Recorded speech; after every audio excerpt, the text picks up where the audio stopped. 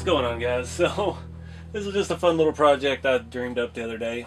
I was looking for, I don't have my scrap metal, it's all in my storage, so I was looking for some stuff and I found this rusty pipe in the backyard. And yeah, thought that's pretty close to a 8-inch exhaust tip. So it was pretty nasty. You saw a lot of the rust and stuff come out of it when I was cutting on it.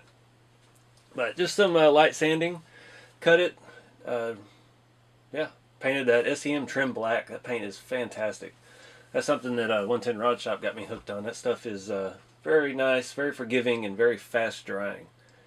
And yeah, you can paint pretty much anything with it. I mean, I lightly sanded that pipe with, what I'd start with 180, and then I just came back with a little bit of 1000.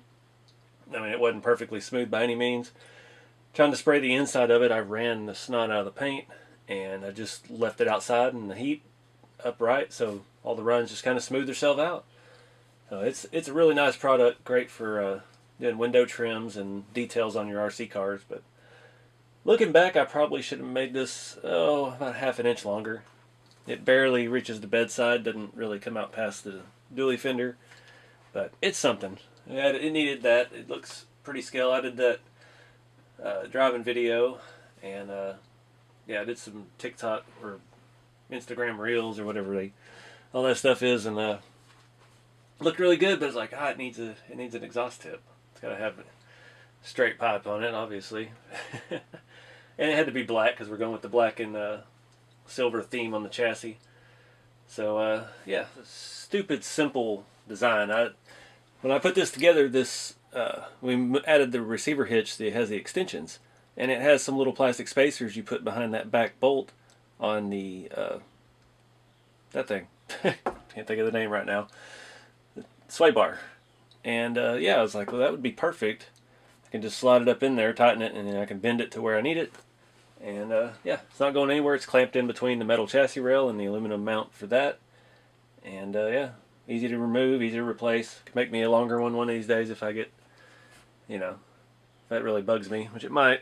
But just a stupid, simple little thing using some rusty pipe.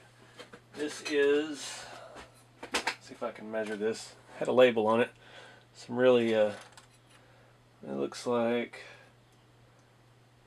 I don't know, my tape measure's off.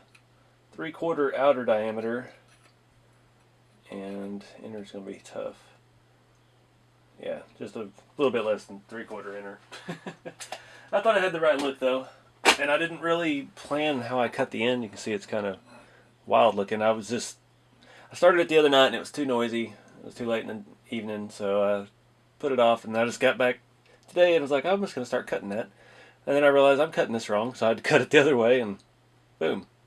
So realistically, I could drill a hole in this and measure a little bit longer and do the same thing again and just mount it the same exact way with the opposite side of the weird cut that I made to start with. But yeah, anyway, I think that's good enough for now. Body on. Just adds a little more depth to it. You can't even see it in there in the shadows, but But anyway, guys, I appreciate y'all watching. Get out there and make something, even if it's out of rusty old pipe in your backyard. Have some fun with the hobby. Keep it scale, and I will see y'all in the next video.